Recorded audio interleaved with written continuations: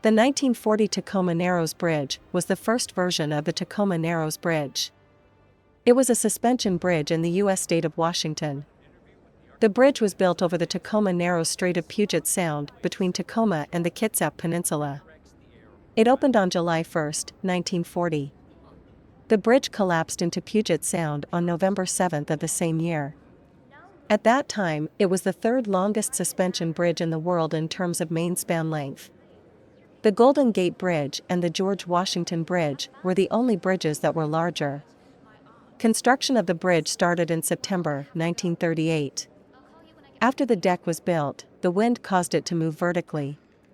Because of this, the people building it gave it the nickname Galloping Gertie. The movement was seen even when the bridge opened to the public. Many things were tried to stop the bridge from moving. None of these things worked. The bridge's main span collapsed under 40 mph, 64 km/h, winds on the morning of November 7, 1940. Because of World War II, the bridge could not be built again at that time.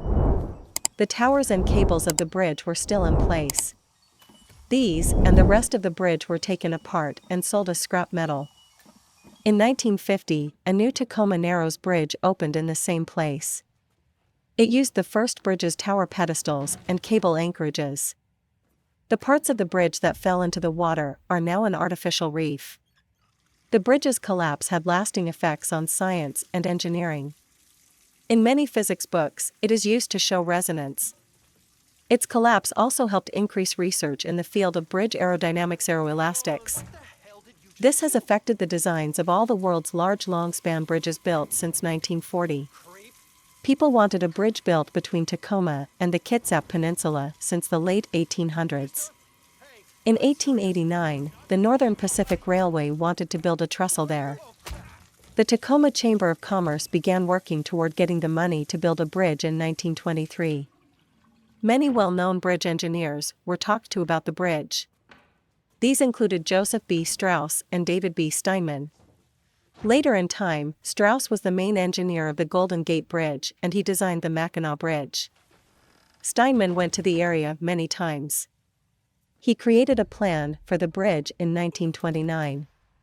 By 1931, the chamber chose not to follow his plan because they thought Steinman was not doing enough to help get money to pay for the bridge. Another problem with paying for the bridge was buying out the ferry contract from a company that was running service on the Narrows at the time. The Washington State Legislature created the Washington State Toll Bridge Authority and gave $5,000 to study the request by Tacoma and Pierce County for a bridge. From the start, getting money to pay for the bridge was a problem.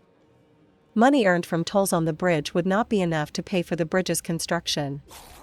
There was support for the bridge from the U.S. Navy and Army. The Navy had a shipyard in Bremerton. The Army had McCord Field and Fort Lewis near Tacoma. The bridge would be useful to both the Army and Navy. Clark Eldridge, an engineer working for the state, created a suspension bridge design.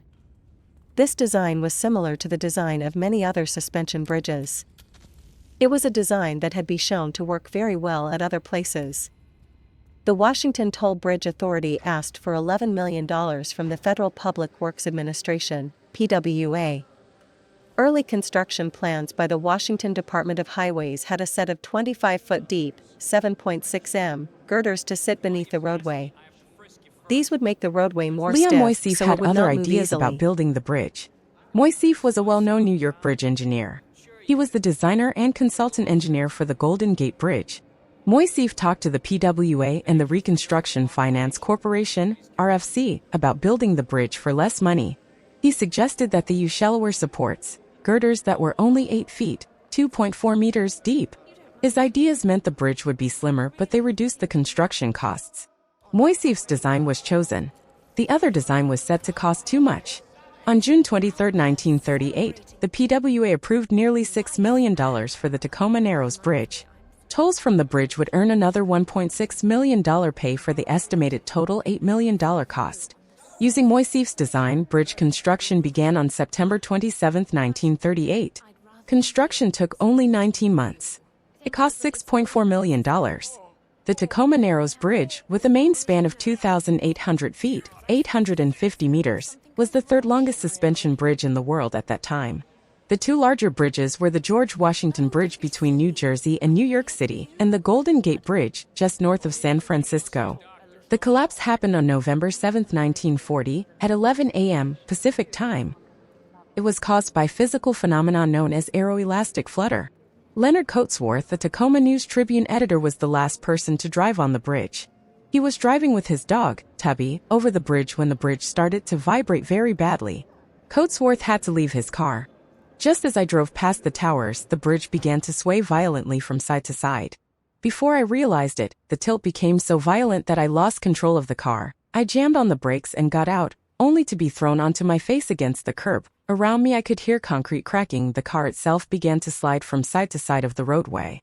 On hands and knees most of the time, I crawled 500 yards, 460 meters, or more to the towers. My breath was coming in gasps. My knees were raw and bleeding, my hands bruised and swollen from gripping the concrete curb. Toward the last, I risked rising to my feet and running a few yards at a time, safely back at the toll plaza. I saw the bridge in its final collapse and saw my car plunge into the Narrows. No one died in the collapse of the bridge. Tubby, a black male Cocker Spaniel, was the only death of the Tacoma Narrows Bridge disaster. The dog was lost along with Coatsworth's car. Professor Farquharson, 6, and a news photographer, 7, tried to save Tubby, but the dog was too scared to leave the car. He bit one of the people trying to save him. Tubby died when the bridge fell.